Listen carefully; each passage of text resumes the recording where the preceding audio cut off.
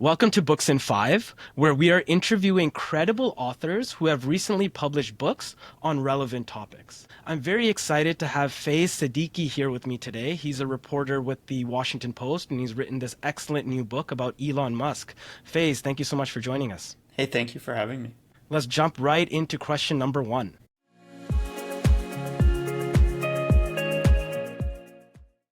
Your book showcases Elon Musk as a pivotal figure in corporate America over the past decade. Can you describe the dual-edged nature of his personality as he can destroy and create wealth, lives, and whole industries? So Elon is all about the big bet. This has been true throughout his career across ventures, whether it's Tesla, SpaceX, X, Neuralink, XAI, the Boring Company. Each one of these companies revolves around sort of a major bet of Elon's. So with Tesla, for example, Tesla's mission is accelerating the world's transition to sustainable energy. That sounds like a fairly easy to grasp idea. It's a environmental mission focused on green energy, but it's not just a eco-friendly type of bet.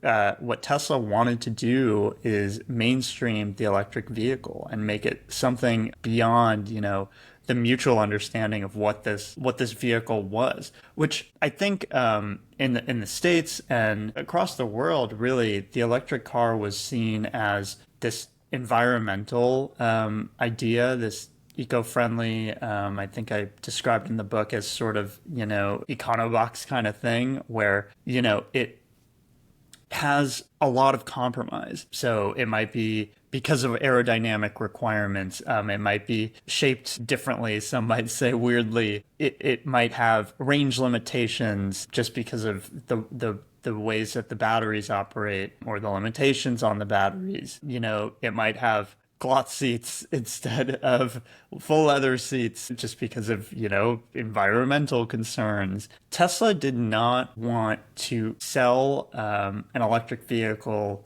to somebody as, necessarily a, virtue signaling type of statement. It wanted to put the best possible vehicle in people's hands, obviously at the price points that it could. So that's how you get a car like the Tesla Model S or the Model S Plaid, which has this earth-shattering acceleration. Tesla said under 2 seconds. And that's how you get, on the other hand, the Cybertruck, which is a vehicle that is like nothing else in its class. And, let's contrast those. The Model S was, it was, I believe in 2013 or thereabouts, it was the car of the year. And it was a huge success. It allowed Tesla to launch the Model 3 as a sort of mainstream mass market electric vehicle. The Model 3 allows Tesla to then launch the Model Y, which becomes the top selling vehicle of any kind, at least as far as Tesla put it. Then, on the other hand, you have the Cybertruck, which ended up being a very niche kind of car that appealed to a certain segment of, let's just say, bro. It appealed to, a much more narrow swath of people. And so that's kind of the duality of Elon, You have the opportunity to delight investors and to, please them. And then you have sort of this unrestrained personality who is going to execute on, their will. I talk in the book about, how Elon had even a different idea for what the Cybertruck should look like. And this current version is the correction to that. So imagine what that prior iteration looked like. So that's, think about that with Tesla. But then with X, you have this other venture that to Tesla investors is kind of a distraction, really. It's like they would prefer that Elon be focusing his attention on what matters to his bottom line. And that is 100% Tesla. So that's where you get like, Elon, can't you stay focused? Why do you always have to be doing something? Why the bet on free speech when the first bet was on sustainable energy? So I think that's the dual nature of the man. That he's all over the place, and more often than not, he's been right. The media has played a big part in his rise and also his fall. So let's get to our second question here, Faiz.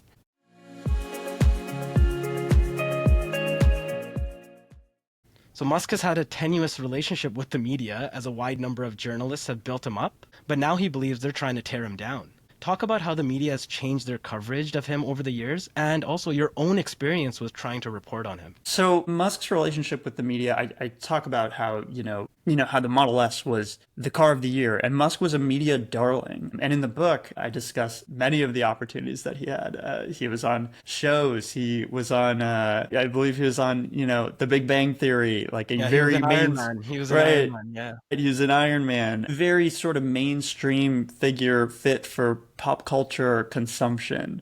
And I think in that time, coinciding with his rise, at least, his rise to most famous businessman, and, tech hero, there was this vacuum. Steve Jobs had died, Apple, it was sort of in this middle period of its, existence. It wasn't necessarily taking the huge swings that it would have. Facebook was the company, Uber was on the rise, and there was very little in the way of, traditional innovation coming out of Silicon Valley. There wasn't necessarily like a defining product post iPhone. And you couldn't make that case with like, what social media companies were doing. This like Web 2.0 bet of what were they delivering?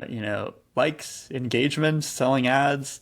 But Musk had a product, and it was a product that was like a wow product. Like you would hit the accelerator and the car would zoom, with the instant torque of an electric vehicle. So Musk was something of a media darling. But as time went on, there was a reckoning with the role of tech in people's lives. There was the Cambridge Analytica scandal for Facebook.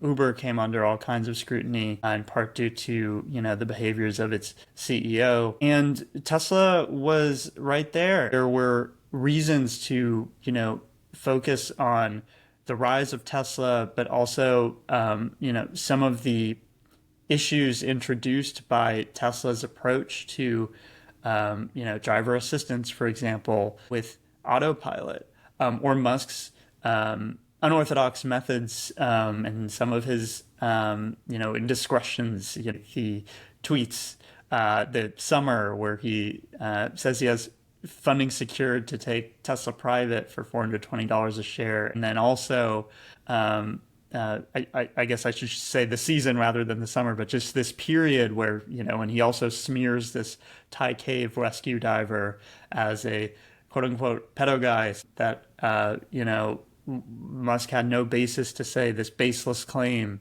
He goes on Joe Rogan and he smokes pot. And, this is something that a CEO, any other CEO would be in vast amounts of trouble, hot water for engaging in this kind of behavior. So Musk is not only different, there are sort of real life consequences to his behaviors. And also, the coverage is going to start being, befitting of a big boy company. This is a grown up company, right? This is not, a startup that is, not on people's radar. Suddenly, Tesla, which has for so long felt like it's the underdog, is now, in charge in some ways, and it's the industry leader for electric vehicles. So the scrutiny is going to come. Yeah, so our final minute with this question, what about your own experience covering him and his companies? So I found Tesla. Give us an interesting or funny anecdote regarding that. Definitely. So I found Tesla to be somewhat resistant to media scrutiny, and it was a company that eventually, got rid of its entire public relations staff, which were, the liaison to journalists. Journalists who wanted to seek comment from the company would go to those staffers and sometimes would get an earful, and I talk about in the book how I feel like that earful was prompted by like, Elon himself. I don't know this, but like my sense was that they were answering to management who had high expectations of how Tesla would defend itself. One time I reached out to Elon for comment on a story. It was on, I believe, like whether Tesla could run on autopilot as Elon was embracing celebrity, and moving to Texas. And Elon responded, "Give my regards to your puppet master." And another time I reached out to him and he responded, "For the 100th time, give my regards to your puppet master." So Musk seemed to believe that there was like a media conspiracy against him, and that, reporters were answering to people, other than their editors, Yeah, which that is the Puppet Master references to Jeff Bezos, obviously. But let's move on to our third question.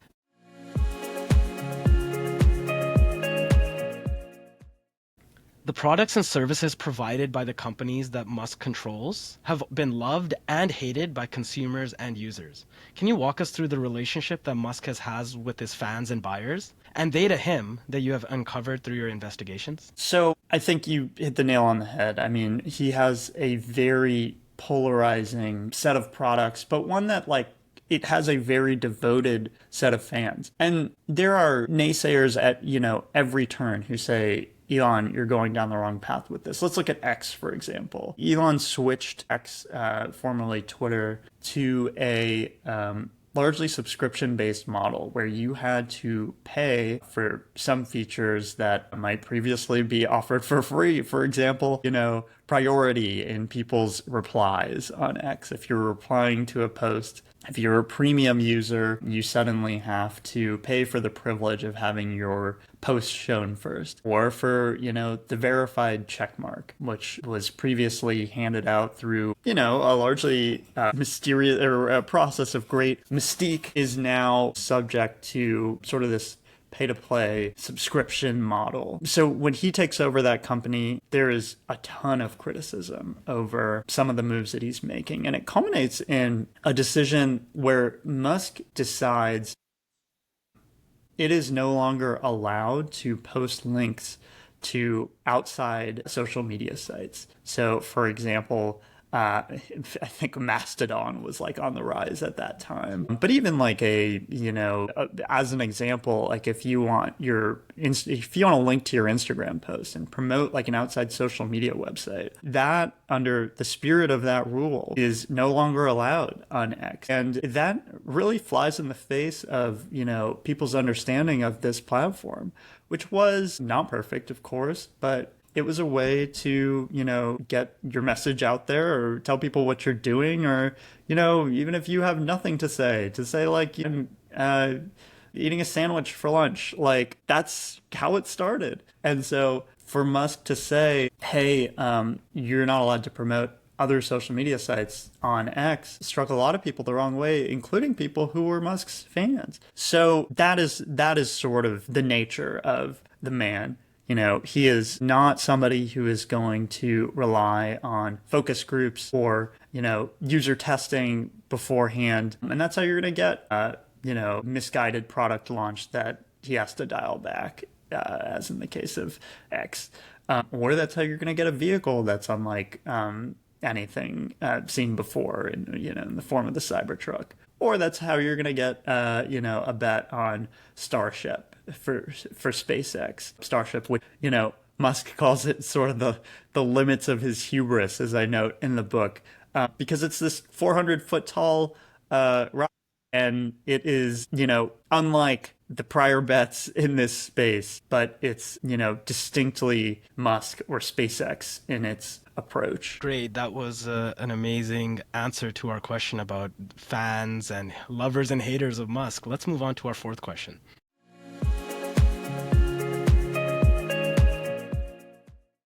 Whether retail or large funds, your book reveals how investors have made a killing from putting their money behind Musk, but they have also been burned numerous times. How do his backers feel about his unique way of running his companies? So, as you know, the book lays out instances where investors have been delighted and crestfallen by some of his actions. But those peaks and valleys, those are, kind of the trade-off when dealing with a figure like Musk. So if you look at Tesla, for instance, Tesla was in trouble after that funding secured pedo guy, the baseless claim about the cave rescue diver, Joe Rogan summer, where, Musk got into trouble with the SEC. He finds himself in this defamation case, and he finds himself in the thick of controversy after smoking weed on Joe Rogan's podcast. And there are questions about, Musk's fitness to serve as CEO of the company. But let's contrast that with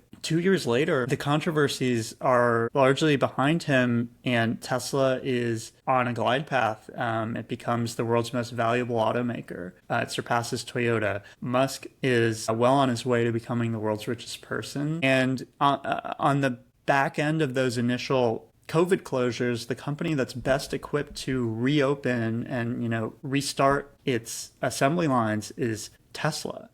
And you have a situation where, only years earlier, investors are questioning whether Musk can go on serving as CEO of this company. And now Musk has made them tremendous amounts of money and made them very happy because maybe of that stubbornness and that insistence on doing things his way. And then 2 years later, Musk buys X and Tesla is back in the dumps. And you have investors who are like, hey, can you focus on what's important to us here? Tesla and Twitter are inversely correlated. The more time that Musk spends on Twitter, the worse Tesla seems to be doing. And the more the market sees that Musk is focused on this seemingly misguided bet on social media, the worse Tesla's performance is. Well, 2 years later, guess what's back on the rise? Tesla. And it's on this election bet. That Musk is aligning himself with the soon-to-be president, and once Trump wins, Tesla soars, and investors are back in this place where they're thrilled. And where are we now? Tesla is now in the heat of extreme protests and scrutiny, and buyers have signaled skepticism of the company. Its delivery figures are down, and the company is now once again in this downturn. And that is that topsy-turvy nature of investing in Tesla and putting your faith in Elon. Great. Let's move on to our final question.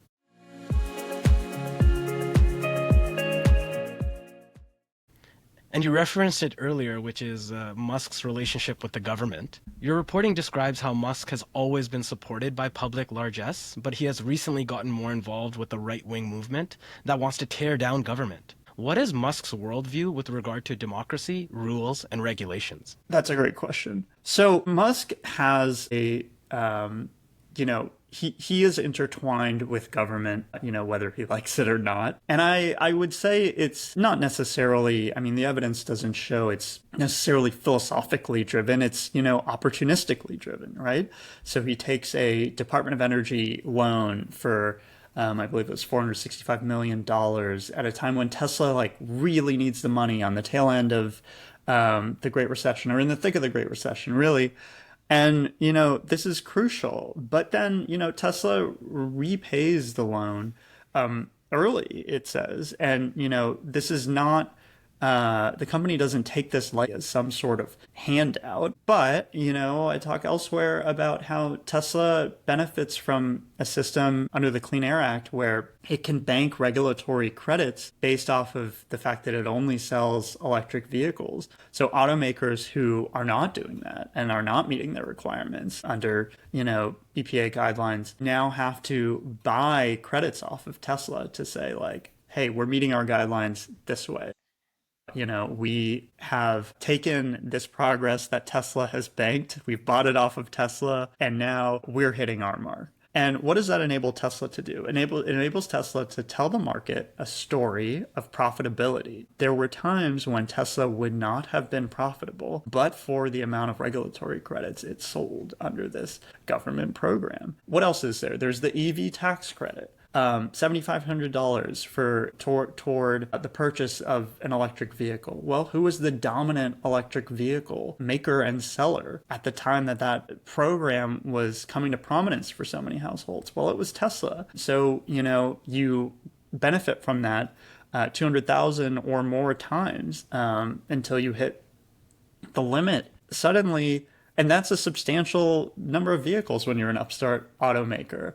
When you're just trying to hit a goal of 500,000 or 1 million vehicles sold per year. 200,000 is a big chunk of that. And so it is impossible to tell Tesla's story and, disconnect it from the support of the US government and governments around the world that have enabled it to operate in the way that it wants, which again is at times unorthodox. But then Musk has had these sort of fraught and maybe testy relationships with government officials, where, I describe in the book how Tesla was being investigated over a crash involving its autopilot system where a man died. While having engaged the system, he was distracted. According to investigators, he was playing a game on his phone. His vehicle was in autopilot mode and crashed into a highway barrier. And the National Transportation Safety Board in the US investigates this and starts probing, Musk and Tesla on this question. And Musk becomes infuriated at the notion that autopilot is under scrutiny because in Musk's view, autopilot is a life-saving technology. And the idea that, the government would examine this technology rather than all of the other, motor vehicle crashes, or on the other hand, examine this technology that Musk believes will ultimately save lives, strikes Elon as wrong. And Musk lights into the chairman of the National Transportation Safety Board before ultimately hanging up on him. So I would say Musk's view is that the government is at times contrary to the story of Tesla, where it's been integral. Musk's view is that the government can be an impediment to progress, and that, the government is sort of a force of resistance to overcome when it comes to his desires. Great. Faiz, that has been 5 questions. You've answered them greatly in the 5 minutes that we've given you. Thank you so much for joining us on Books in 5. Thank you so much for having me. Thank you, Pavan. The host of Books in 5 is Pavan Sodhan. Books in 5 is produced in collaboration with Podfather Creative in Vancouver, Canada.